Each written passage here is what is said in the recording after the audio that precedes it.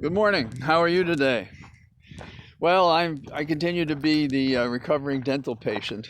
Um, some have asked, how could it be possible that a dentist would tell me not to exercise for 3 days? Well, it's actually a dental surgeon, for one thing, and he really did surgery on me. So that's a starting point. Now, what exactly does that mean? Well, I'm not proud of the fact that uh, I have Irish teeth. And I may have mentioned before that when I was 50, I asked the dentist, so why is it that my teeth are such problems? And he says, John, we weren't meant to live this long. So I don't believe that's an answer, but it's a pretty funny one. What this doctor did to me, or for me, really, is the equivalent of being punched without fighting back, except for a constructive purpose. And then when it's over, then you have the soreness you would have if you were in an actual fight. So what does that mean? He pulled out 6 teeth. He did root canal work. He found a pocket of stuff that he had to get rid of. He did 2 implants. And I guess I was being beaten up by a team for a little more than an hour. And of course, during the thing, except for wrenching back and forth and the hammer in which he hits these implants in, it was pretty painless. But then what happens is when all of that wears off, then you can get a driving headache and so forth. And so for that, I had to take other things. So I'm not supposed to lift more than 50 pounds. I can walk, so I'm moseying or sauntering or walking slower than I normally do, because I'd go crazy if I couldn't.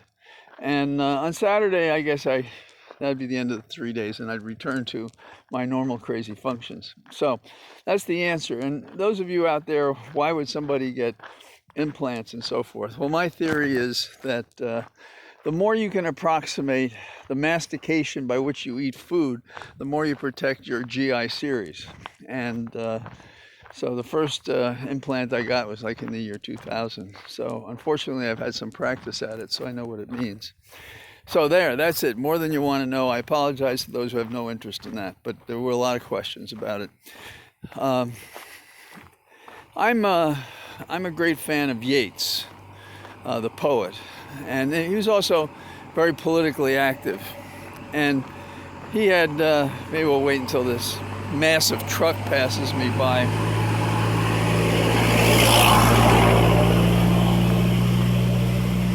I don't know why it's so noisy. This is not allowed on my road. My road. Well, Yeats had a poem that seems to fit the times, and it is that things fall apart, the center cannot hold.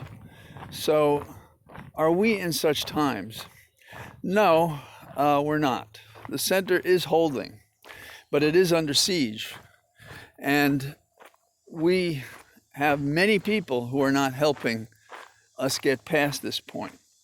So all of us are sensitive and aware of the vaccine question, that people are not getting the vaccine. And apparently the vaccine, in some cases at least, does not protect one against getting the Delta variant, or whatever the several names are for it. So we are under siege. And I wear my mask when I'm outside, not on this road alone. And I had somebody who I think likes me and who didn't have a mask on and said, "You were double masked." I said, "Well, yeah, pound of prevention, or whatever it is, ounce of prevention, pound of cure." And I said, "Yes, that's what I'm doing, because I think our knowledge of what is going on goes so far. In Virginia, I believe, is fairly vaccinated, but I saw as one of the areas that has trouble. So who's to know?"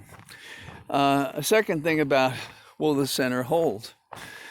Frost was the one who said what he knew of desire. He thought the world would end in fire.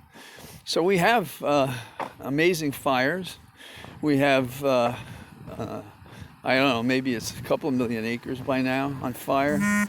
We also have all sorts of flooding in China.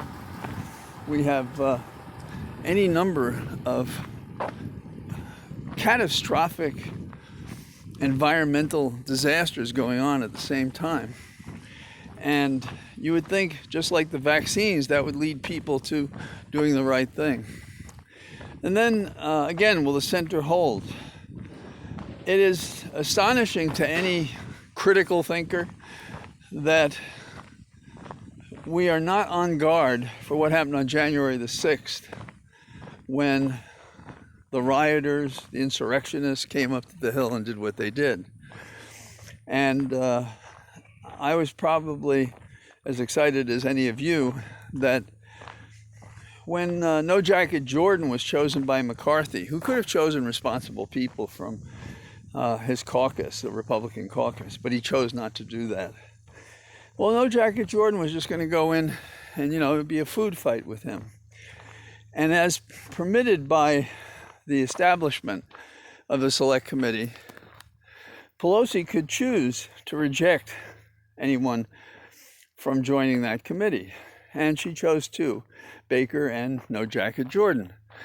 Now, McCarthy, who's the minority leader in the House, he came out and was all upset about it, and there's only one party, and how could you do that? Well, I think there's a fair argument. How could you have any Republican on the committee?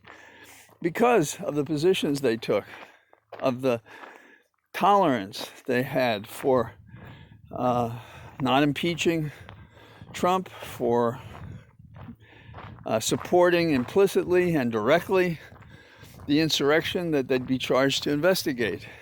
But the Iron Lady wasn't having any of it. Pelosi said, you're off. And she's standing her ground. That's what we need. The center will hold when we have leaders like that taking a stand and saying, no, we're not going to let things fall apart. We're going to hold this together. And we're going to do it because of the Republic, because of the environment, because of our health and safety.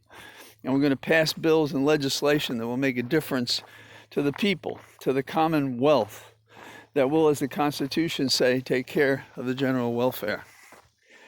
So I also have probably said to you before, a quote by Yeats that I like was that the Irish dream things the world has never seen. But I believe because they dream these things, they make them possible. And Irish or not, we're all in the diaspora, then we are making a difference. And we have to continue to make a difference. And the bigger the challenge, the bigger the courage we need, the resolve we need to make a difference for the better. So that's my thinking today. I'm going to reward myself by taking it a little easy today after all the writing and medicating. So have a good day. Be well. I'll talk to you tomorrow. Bye-bye.